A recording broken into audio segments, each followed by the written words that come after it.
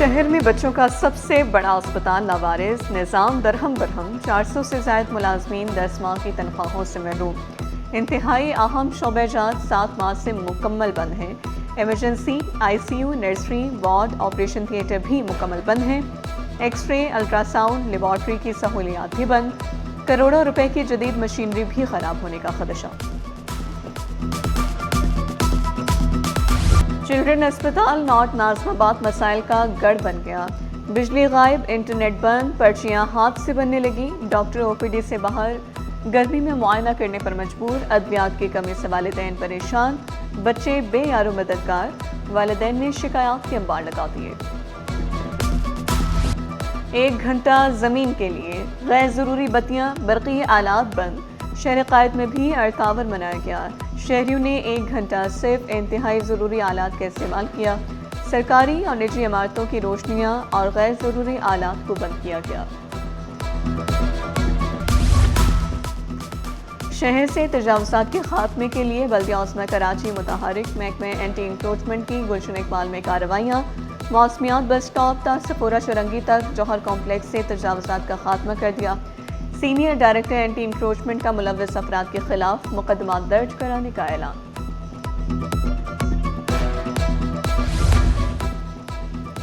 کراچی میں ایک دن میں آتش زدگی کے مزید 2 واقعات۔ ڈاؤ اسپتال موسمیات کے قریب جھاڑیوں میں لگی آگ بجھا دی گئی۔ بنارس کے قریب مارکیٹ کی عمارت میں بھی آگ بھڑک اٹھی۔ ریسکیو ٹیموں نے آگ پر قابو پا لیا، کوئی جانی نقصان نہیں ہوا۔ اندھیر نگری چوپر ٹراج، 1 لاکھ میٹرک ٹن سے زائد گندم غائب۔ گوداموں سے باہر رکھی گئی گندم کو خراب قرار دے دیا گیا۔ گریڈ 12 سے 20 تک کے 75 افسران و ملازمین کے خلاف کارروائی جاری۔ 9 افسران آٹے کی قیمت میں 12 روپے کلو کمی، ایکس میں سپر آٹا 95 روپے فائن آٹا اور میدا 112 روپے کلو دستیاب۔ فلور ملز ایسوسی ایشن کے گندم خریداری کے طریقہ کار پر تحفظات۔ Chairman Sindh P F M A Abdul Junaid Aziz نے مطالبہ کیا سبسڈی براہ راست عوام کو ملے یا بند کر دی جائے۔ گندم خریداری پبلک پرائیویٹ پارٹنرشپ کے تحت ہونی چاہیے۔ سبسڈی کا بڑا حصہ اخراجات کی نظر ہو جاتا ہے۔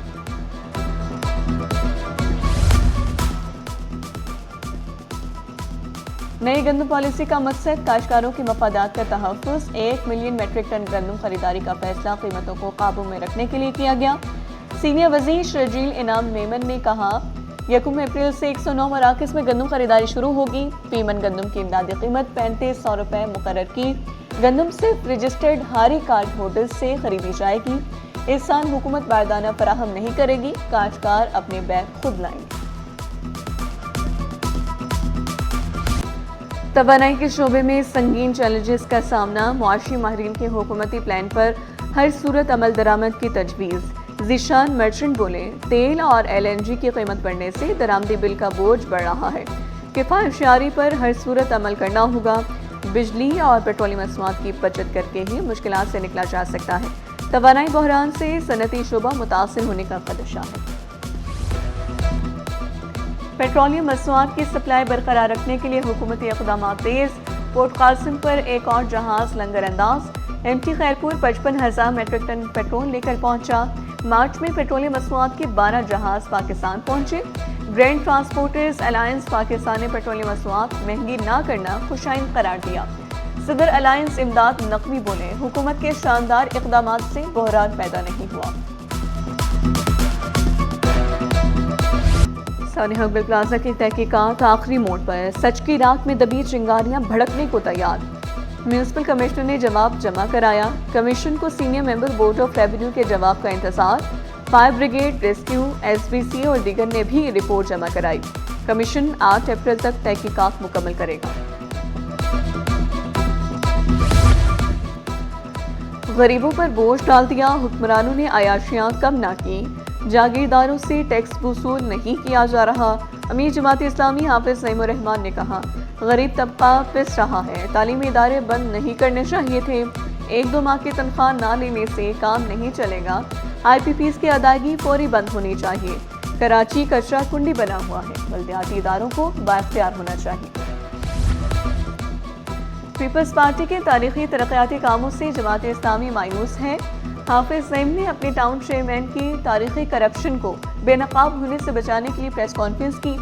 ترجمان سندھ حکومت سعودیہ جاوید نے کہا، جماعت اسلامی کی سیاست منافقت پر مبنی ہے۔ حافظ نعیم اپنے ٹاؤن چیئرمینوں سے کرپشن کا انصاف لیں، شہر دوبارہ ترقی کرے گا اور حافظ نعیم پریشان۔ جماعت اسلامی کی شہر کے انفراسٹرکچر پر شدید تنقید۔ ایم پی محمد فاروق نے شکوہ کیا، پانی، سیوریج، ٹرانسپورٹ اور صفائی کے مسائل برقرار ہیں، دہائیوں بعد بھی مسائل حل نہیں ہو رہے۔ شہر میں پانی کا بحران شدت اختیار کر گیا، اختیارات کی نچلی سطح تک منتقلی کا مطالبہ بھی کیا۔ پھر اس شہر کا جو بنیادی سب سے بڑا مسئلہ ہے وہ ہے پانی کا مسئلہ۔ پانی کا K4 منصوبہ پچھلے 21 سال سے نامکمل ہے، نہ تو وفاقی حکومت اس کو مکمل کرنے جا رہی ہے، نہ ہی صوبائی حکومت اس کو مکمل کرنا چاہ رہی ہے۔ گورنر سندھ نہال ہاشمی سے صدر سندھ ہائی کورٹ بار کے وفد کی ملاقات۔ حسیب جمالی کی قیادت میں وفد میں general secretary Farid Mangfio, joint secretary Huzaifa Khan اور دیگر ممبران شامل تھے۔ ملاقات میں باہمی دلچسپی کے امور سمیت دیگر پر تفصیلی تبادلہ خیال کیا گیا۔ صوبے میں قانون کی بالادستی اور انصاف کی فراہمی کو یقینی بنانے پر زور۔ گورنر سندھ کی وکلا برادری کو مکمل تعاون کی یقین دہانی۔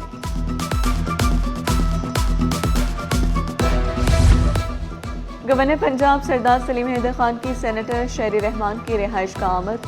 شہری رحمان سے بیٹی کے انتقال پر تعزیت کی، اہل خانہ سے ہمدردی کا اظہار کیا۔ ڈاکٹرز کی خودکشیاں، سندھ حکومت کا بڑا اقدام۔ سرکاری اسپتالوں کی نگرانی کے لیے مانیٹرنگ ایویلویشن ونگ پر گریڈ 17 کے ڈاکٹر میڈیکل مانیٹرنگ افسران کے طور پر تعینات۔ 19 ڈاکٹر کی مختلف اسپتالوں میں تعیناتیاں، نوٹیفیکیشن جاری۔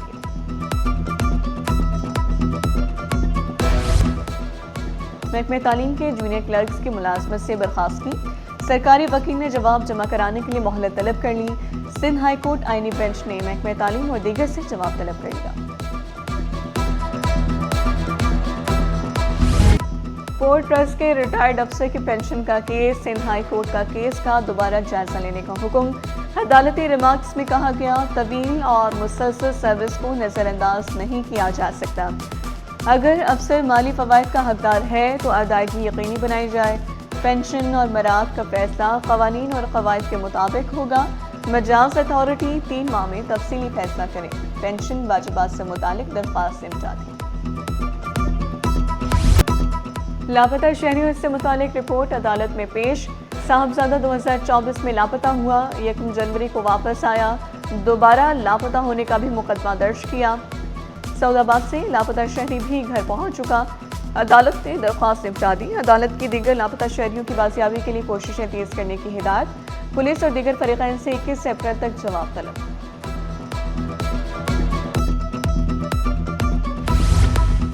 رشتے کی بات کرنے پر گولیاں چل گئیں، نوجوان قتل۔ گلشن اقبال قائد اعظم کالونی میں یاسین کو قتل کیا گیا۔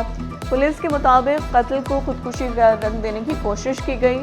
یاسین عزیز آباد کا رہائشی اور پہلی بیوی کو طلاق دے چکا تھا۔ پولیس نے تحقیقات کا دائرہ وسیع کر دیا۔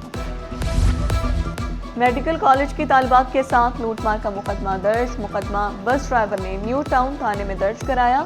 طالبات سے 2 آئی فون، سونے کی چین اور نقد رقم چھینی گئی۔ واردات جمال الدین افغانی روڈ کے قریب ہوئی۔ ملزمان نے شناخت چھپانے کے لیے ٹوپیاں پہن رکھی تھیں۔ شہری کی فائرنگ سے 2 مبینہ ڈاکو کی ہلاکت۔ ملزمان کی شناخت نہ ہو سکی، فنگر پرنٹس لے لیے گئے۔ شناخت کے بعد کرمنل ریکارڈ حاصل کیا جائے گا۔ پولیس کے مطابق ملزمان بظاہر لوٹ مار کرتے تھے۔ قبضے سے 6 موبائل فون، 1 پرس اور 2 پستول ملے تھے۔ فی تولہ 4800 روپے مہنگا، قیمت 4,72,062 روپے ہو گئی۔ 10 گرام سونا 4,116 روپے اضافے سے 4,04,717 روپے میں دستیاب۔ چاندی کی فی تولہ قیمت 7,554 روپے پر برقرار۔ اسٹاک مارکیٹ میں ہفتہ بھر مندی کے بادل چھائے رہے۔ انڈیکس میں 1,033 پوائنٹس کی کمی ریکارڈ کی گئی۔ انڈیکس 1,51,708 کی سطح پر بند ہوا۔ ہفتہ وار بلند ترین سطح 1,58,586 پوائنٹس رہی۔